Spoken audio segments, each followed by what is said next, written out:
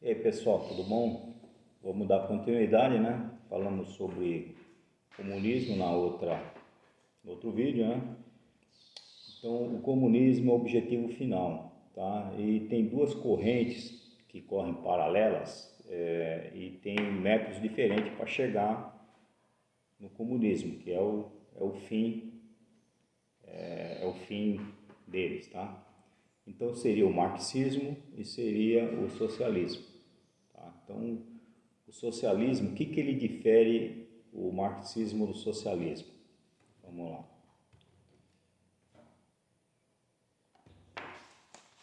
O marxismo, ele prega chegar ao comunismo de uma maneira mais rápida. Então, como seria isso? Seria através de uma revolução. Seria, então, fomentar aí uma revolução, uma derrubada de governo, então pela força, né? Pela força, com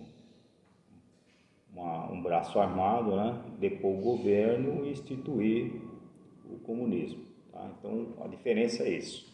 Tá? Ele é baseado em quê? Ele fomenta o que? A luta de classes. Né? Então o pobre é inimigo do rico, o rico é inimigo do pobre, e ele tenta gerar, vamos dizer assim, uma animosidade dentro da sociedade.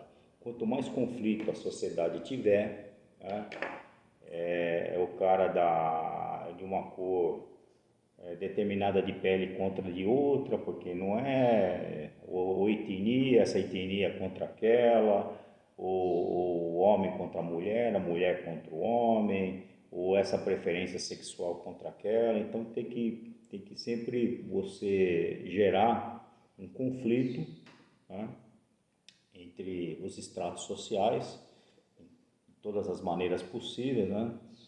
E aí a sociedade fica mais fraca, você consegue de uma maneira organizada, tá? Eles organizadamente, através de um golpe, instituir o comunismo. Então essa é a ideia do marxismo. O marxismo ele quer uma coisa rápida, né?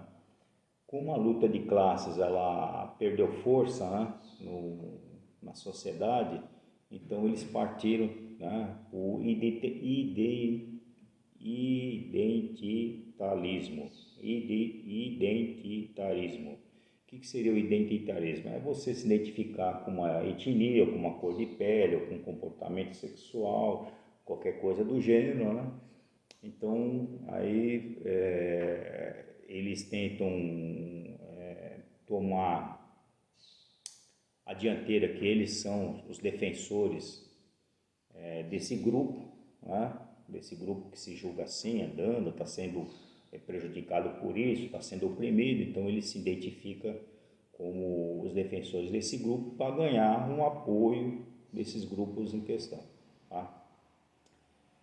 Vamos para o socialismo. Eu acho que o marxismo ele tem certo perigo, certo risco, mas o socialismo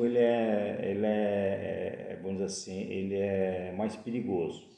A partir de um certo ponto em que o socialismo já está instalado, o passo para o marxismo tomar conta de tudo, implementar um golpe de Estado, fica muito fácil. Então, quando o socialismo está muito avançado dentro das instituições, dentro da sociedade, dentro do país, o que acontece? Falta pouquinho para o marxismo, os marxistas, né? Eles pegarem e dar um golpe de Estado. Então, quando a sociedade ela está vivendo o socialismo numa fase adiantada, se eles conseguem cooptar, não precisa ser toda, mas uma parte das Forças Armadas e do sistema das instituições democráticas, seria os políticos, o judiciário e tudo mais, aí fica facinho eles pegarem e implementarem um golpe de Estado e tomarem o poder. Tá? Então, ao fim e ao cabo, o cara implementar, através do marxismo, bater de frente, implementar o marxismo de uma vez, nos dias de hoje eu diria que é um tanto quanto difícil. Mas a partir do momento que o socialismo ganhou corpo e ele está bem adiantado, então depende das condições ali, de algum fato que surgir, fica meio fácil os marxistas darem um golpe de Estado e tomarem o poder. Tá? Então vamos lá. O socialismo, a diferença do marxismo, o marxismo é sempre revolucionário, prega uma revolução, prega o golpe de Estado, né? O socialismo não, o socialismo ele é mais light, ele quer chegar no comunismo, mas tudo bem, vamos fazer isso aí de uma forma gradual, uma maneira passo a passo, vamos fatiando, né? Pequenas fatias, vai fatiando, quando o cara vai ver, ele é comunista, ele chegou ao comunismo, ele é socialista e daqui a pouco chegou ao comunismo e nem sentiu. É o negócio do sapo na panela, né? Você põe ali o sapo na panela, põe água, você põe no fogo baixo, a temperatura vai aumentando um pouquinho, o sapo não se dá conta que a temperatura está aumentando, então o sapo não reage. Aí quando vai ver, o sapo já está mole, não tem mais força para reagir, aí ele morre e acaba sendo cozinhado. Isso é o socialismo, tá? Vai indo gradualmente. Essa ideia de fazer isso gradualmente, ao contrário do marxismo, foi fundado lá em Londres, é o tal do socialismo fabiano, tá? Não sei se vocês já ouviram falar, mas tem essa instituição, tá? De uns pensadores, de um pessoal que defendia o comunismo, lá em Londres. Então eles falam assim, pô, esse negócio de bater de frente e fazer uma revolução, isso aí, meu, é perigoso, a gente não sabe, pode ter uma reação forte do outro lado, a gente se dá mal. Eu acho que o negócio é a gente não ter pressa, vamos devagar e sempre, a gente vai aos pouquinhos, né? Então, inclusive o símbolo deles é uma tartaruga, né? A tartaruga anda devagar e eles falam, não, o negócio é devagar e sempre, a gente vai devagar um pouco, né? É como se quando a gente vai solapando a liberdade das pessoas. Se você solapar de uma vez, a pessoa sente, e aí ela reage. Mas se você for tirando ali aos pouquinhos as liberdades da pessoa, as pessoas vão se acomodando, aquela falta de liberdade daqui, falta de liberdade dali, ela vai se acomodando esse novo estado, e aí ela fica, né, ela não reage, é mais fácil você conquistar ela desse jeito, aos pouquinhos. É isso que prega o socialismo fabiano. Pra você ter uma ideia, o socialismo fabiano, essa sociedade fabiana, né, que tem esse nome, socialismo fabiano, foi fundado em Londres, na Inglaterra, 4 de janeiro de 1884, há 139, quase 140 anos atrás. Você vê como os caras vêm de longe, né? Então vamos lá, aí o que acontece? O socialismo fabiano, ele veio vindo. Dá um exemplo aí de alguém me perguntar aí. Quais são as ideias aí que estão por trás aí? O que é esse socialismo fabiano? Então assim, nós vamos atacar as liberdades do indivíduo, nós vamos atacar a propriedade privada, né? Nós vamos atacar tudo que assim, pode ser nocivo, pode ser contra o comunismo. Mas não vamos fazer isso de maneira aberta, não vamos bater de frente, vamos aos pouquinhos. Como? Como que não vamos, por exemplo, como que nós vamos achatar e diminuindo para ficar fácil acabar com a classe média? Vamos fazer o seguinte, vamos fazer um imposto progressivo, tá? Boa ideia, imposto progressivo, imposto progressivo. Em vez de você colocar um imposto de 50%, aí todo mundo vai chocar. Não, você põe assim, o rendimento até tanto, 10%. Quem já for um pouco maior, 15%, 20%, 27%, 40%, vai indo, né? Vai indo. Boa ideia, né? Então, aos pouquinhos, você vai achatando todo mundo. Você vai desincentivando a pessoa a se esforçar. Por quê? Porque, vamos lá, eu tô me saindo bem aqui na sociedade, eu estou me esforçando, eu estou ganhando dinheiro com a qualidade dos bens e serviços que eu estou oferecendo à minha comunidade, à população, e eu estou acumulando riqueza. Mas cada vez que eu arrecado um pouco mais, eu subo de patamar, eu sou mais taxado, tô tô pagando de bobo, tô pagando de trouxa. Né? Então eu vou fazer o seguinte, não, eu vou, o sinal que o governo está dando assim, não se esforça muito, deixa isso aí, você entendeu? Então isso aí é um sinal para o investidor, para a sociedade, ela se acomodar, você entendeu? Não enriquecer, né? Para a sociedade não ter essa aspiração e ficar, né? Não, fica ali, você entendeu? No seu dia a dia e tal, não tenta enriquecer não, porque isso aí não vai dar bom. Quanto mais você ganhar, mais nós vamos te taxar, né? Mais vamos sugar você, mais vamos sugar o seu trabalho, o seu esforço, mais vamos jogar para nós, para o Estado, né? É isso que é o imposto progressivo. E isso vem aonde? Isso aí vem na conta de água, em muitas cidades, isso aí vem na conta de luz, né? Então é o estímulo ao contrário, né? Porque o estímulo é o seguinte, se você vai consumir alguma coisa, se você consome algumas unidades é um preço, se você consome mais, você consegue desconto. Aí é o contrário, não, vamos restringir, vamos cada vez taxar mais, entendeu? Então esse imposto progressivo é uma ideia. Outra ideia também dos caras também que vem por trás aí do socialismo, né? Vamos taxar a herança. Por quê? Porque aí é o seguinte, quanto mais nós conseguimos taxar a herança, vamos lá, progressivamente também, 10, 20, 30, 40, 50%, mais o indivíduo ele vai ficar propenso a não acumular riqueza. Que adianta eu me esforçar pra caramba? Eu acumular muita coisa. Primeiro aí já vem o governo me taxando no imposto de renda, nisso, aquilo. Cada vez que eu subo de patamar, eu sou mais taxado. Então isso aí já é um sinal, já é um incentivo ao contrário, é o desincentivo a eu querer me esforçar mais, né?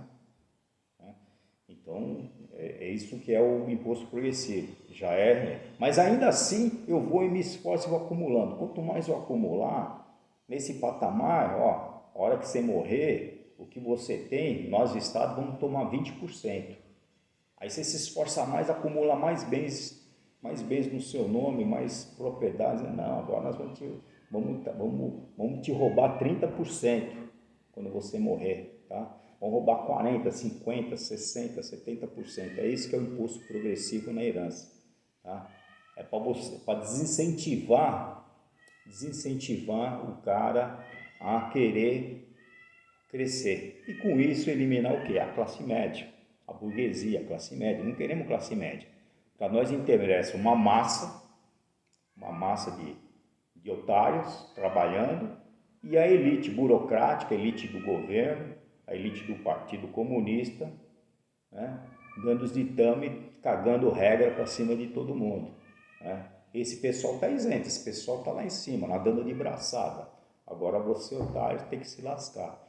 Então esse é mais um jeito de você solapar e ferrar, diminuir ao máximo, enxugar ao máximo a classe média, tá? Que ela não tem aspiração de passar da classe média para a classe média alta, para rico, para super rico, não. Os que já estão, porque é o seguinte, os super ricos eles se dão bem com o comunismo, com o socialismo, eles estão junto ali do poder, então para eles, você entendeu? Quanto menos concorrência, melhor. Então para essa classe endinheirada lá em cima não faz a menor diferença. Agora, para a classe média, o cara era empregado, trabalhava numa oficina mecânica, daqui a pouco ele pegou no fundo da casa dele, ele fez um coberto lá e ele começou a fazer a sua oficina, atender ali, aí depois ele pegou um armazenzinho ali, um salãozinho, alugou. Não, esse cara, vamos matar ele na raiz. Quanto mais ele crescer, mais nós vamos em cima dele, cagando regra, colocando isso, o cara precisa ter alvará, o cara precisa ter isso, o cara precisa tirar nota fiscal, você entendeu? Vamos matar ele no nascedouro. Tá? Vamos matar essas livres iniciativas que pipocam em toda a sociedade logo no começo. Não vamos deixar crescer, não. Vamos deixar os caras ali, sempre, se o cara puser a orelha para fora, pá, vamos dar porrada na orelha dele. não vamos deixar crescer. Então é isso que é o socialismo, tá? É impedir o crescimento da classe média, é o contrário, enfraquecer a classe média, né? Até a exaustão, até ela ficar bem pequena, porque só assim nós implantamos o comunismo com mais facilidade. Então é taxar a herança, imposto progressivo, né? Aí os otários, meu, você entendeu? Você pega a cara, o cara acha normal. Então tem aquela falácia, não, quem ganha mais, paga mais. Porra, meu, se você mata aquela empresa que está dando certo, com o imposto progressivo, né? O indivíduo, você taxa ele cada vez progressivamente mais, o que acontece? Vai sobrar menos dinheiro na mão dele. Primeiro ele vai ficar menos incentivado de se esforçar e de querer almejar alguma coisa, de querer crescer, de querer mais, né? Você vai já desestimular ele, né? Depois, o que acontece? Menos dinheiro vai sobrar na mão dele para ele poder investir e ampliar o negócio dele que está dando certo e gerar mais emprego, gerar mais imposto. Por quê? Porque, porra, meu, cada vez que ele sobe ali, aumenta os encargos, aumenta os impostos, aumenta tudo, então, porra, meu, ele está dando murro em ponta de faca. Então, o normal, se o cara começa a investir, ele começa a se retrair. Você começa a se retrair, meu. Você entendeu? Então, eu vou dar um exemplo próprio. Porra, eu deixei de pegar muita obra grande. Por quê? Porque tinha que ter um fluxo aí de funcionários trabalhando na obra aí de, por exemplo, 70, 80, 100 funcionários. Aí você faz esse arregimentamento aí de 70, 80, 100 funcionários para trocar aquela obra um ano, dois anos e tal, e entregar a obra. Ah, beleza, né? Aí você, né, arregimenta, contrata todo mundo, põe isso, carteira assinada, todo aquele custo, toda aquela burocracia. Terminou a obra, você não tem o que fazer com essa obra que você captou, tal, você dispensa e paga os direitos. Só que daí os caras entram na justiça e te põem no pau. Aí cada um pedindo 30, 40, 50, 70, 80 mil, né? Do jeito que é a nossa justiça trabalhista, que porra, meu cara não, trabalhou o tempo todo, o cara dormiu 1 hora por dia, o cara, aquele monte de papagaiada. E cabe a você, como o contratante, provar que tudo aquilo é mentira, né? Pô, você não tem como provar, meu, ferro na boneca, ferro na boneca. Então o que acontece? Uma obra que você fez aí, pô, vou ganhar aí, vamos colocar assim, 2 anos, vou ganhar aí 200, 300 mil reais de lucro. Meu, vem aquelas ações trabalhistas, tudo, esses 200, 300 mil reais de lucro diluído em 2 anos que você achou que trabalhando você ia ganhar, esse dinheiro não vai dar para pagar as ações trabalhistas, o passivo trabalhista que ficou, as ações trabalhistas, e você vai ter que tirar dinheiro do bolso, vai ter que vender alguma coisa para se livrar disso. Então, quer dizer, qual o estímulo um cara que tem 2 neurônios pensa de entrar numa dessa? Só se o cara tiver um conchavo aí na máquina pública, tal, superfaturamento, esse negócio que eu não sou de acordo, né? Não é da minha estipe, eu não me vendo por corrupção, tá? Mas quem abraça isso, aí tudo bem, aí tem dinheiro para pagar tudo isso e ainda sobra muito, né, meu? E, além do que ele tem os meios, os canais lá dessas ações aí, vamos assim, não irem tão para frente, né? Então, quer dizer, o empresário normal que é honesto, isso, aquilo, ele tem um desincentivo danado de ele ampliar o negócio. Por quê? Porque depois, ao fim e ao cabo, se ele for lá, porra, é ação trabalhista, é imposto, é isso, aquilo. Então, tudo isso faz parte de um caldeirão, de um pacote, para quê? Para desestimular o pequeno e médio, né? Para estrangular, apertar a classe média, para suprimir a classe média. Aí fica só os grandes lá em cima, né? E a maçona lá embaixo, que, né, tem que trabalhar no fundo de quintal. A partir do momento que ele começou a crescer, que ele quer contratar alguém, ou que ele quer pôr a firma dele no papel, fazer um contrato social e tal, cacetada na orelha, vamos para cima dele aí para ele ficar esperto aí, não vamos deixar ele crescer não. É desse jeito que funciona. Tudo, o mecanismo todo funciona para ele. É isso que é para isso que serve esse tipo de socialismo, tá? Mas vem cá, como é que eu vou, vamos lá agora, estendendo o raciocínio, como é que eu vou fazer? Eu já sei, né? Tudo isso aí tem que ser implementado. Mas para isso, a sociedade tem que aceitar e eu tenho que ter os canais políticos para implementar essas regras, cagar essas regras aí e ser implementadas paulatinamente na sociedade. Como é que eu faço isso? Aí é o seguinte, eles começaram a encontrar, os socialistas fabianos começaram a encontrar dificuldades em implementar isso, né? Claro, há uma resistência, há pessoas pensantes, né? Mas aí teve um pensador italiano, Antonio Gramsci, né? Ele pegou e escreveu lá Memórias do Cárcere e tal, escreveu alguns livros, algumas coisas que se transformaram em livro, né? E isso aí, ele deu, o cara, assim, é um gênio do mal, essa é a palavra. Por quê? Porque o cara conseguiu dissecar de como você fazer para implementar esse lixo, essa droga que é o comunismo, né? Como é que o socialista, como é que eles deviam fazer? Porque eles falavam assim, ó, não adianta, por exemplo, ter as condições ideais, chega lá os marxistas conseguem dar um golpe de Estado. Mas aí que acontece, toda a sociedade, e aí de uma hora para outra eles implementam o comunismo, como aconteceu na Rússia. Só que teve que matar milhões de pessoas com expurgos e campos de concentração, campos de trabalho esforçado nos gulags, né? Como que podemos fazer isso de uma maneira que não seja tão, assim, tão traumática, né? Fazer isso de uma maneira tão traumática. Temos que fazer o seguinte, nós vamos conseguir fazer isso se nós conquistarmos a mente e o coração das pessoas.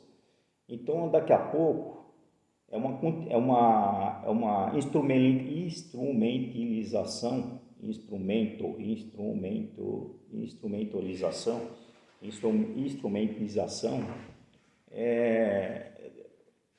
dar instrumentos para você que o socialismo fabiano vá adiante, tá?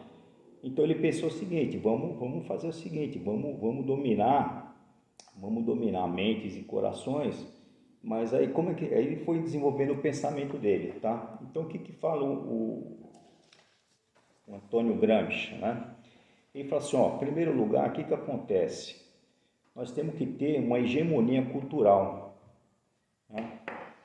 Por que acontece? As pessoas, quer queira, quer não, ela está ligado à cultura do seu povo, do seu país, né? E isso tudo, a cultura, ela é uma faceta da família, vamos colocar assim, do que é eticamente, moralmente usado, que é costumeiramente usado, né? Vamos dizer assim, não seria relações, mas seria, vamos lá, o jeito que a sociedade ela convive, né? O convívio social ele gera um código de éticas, um código moral. Isso tudo está ligado à cultura e à religião que aquele povo pratica, né? Então, o que acontece? Para você mudar isso, você tem que se infiltrar e você tem que dominar a cultura. A partir do momento que você domina a cultura, você faz aquilo que eles chamam de engenharia social, tá? A engenharia social começa a entrar um assunto atrás do outro. A engenharia social é o seguinte: você tem costumes que são assim que a sociedade pratica, mas eu quero alterar esse costume. Então, o que eu vou fazer? Eu vou fazer uma peça, eu vou fazer um filme, eu vou fazer uma novela televisiva, eu vou fazer, né, eu vou fazer um romance de livro e tal. Eu vou fazer produções culturais em que, de vez eu retratar a sociedade, como ela funciona, os costumes, a moralidade, a ética, não, eu vou transgredir isso. Eu vou colocar uma ética paralela que me interessa, eu vou colocar uma moral paralela, vou tentar destruir essa moral, essa ética vigente, você entendeu? Colocando personagens com esse comportamento ou aquele, para fazer o quê? E esse cara aqui nessa sociedade, por exemplo, esse comportamento aqui, por exemplo, vamos colocar o bandido, vai, o delinquente aí, o cara que rouba, né? Colocar, pô, toda a sociedade condena eticamente, moralmente aquele cara que rouba, mata, estupra, é o bandido, né? O cara que tá ali. Vamos, de vez a gente colocar ele como um cara mau, não. Vamos colocar ele como que ele chegou nesse ponto, não por culpa dele, porque ele vivia em condições muito ruins, e ele, para alimentar o filho dele que estava doente, que precisava de um remédio e tal, aí ele foi obrigado a delinquir. E aí vamos colocar que esse cara roubou, mas ele pegou o dinheiro e ele passou para o seu vizinho ali, que também estava com uma certa dificuldade. Aí você começa a estar vendo como esse cara é bonzinho, tá? Então, pô, o bandido, o ladrão, o estuprador não é tão ruim assim. Ele é um cara, ele é um cara, ele é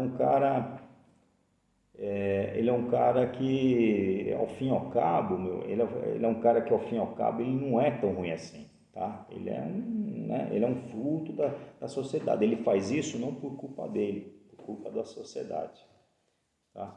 É o seguinte, eu vou parar o vídeo por aqui para ele não ficar muito longo e depois eu vou dar continuidade aqui no gramscismo, né? Porque tem muita coisa para ser falada aí, tá bom? Então, obrigado quem ficou até aqui, vamos que vamos, até o próximo vídeo.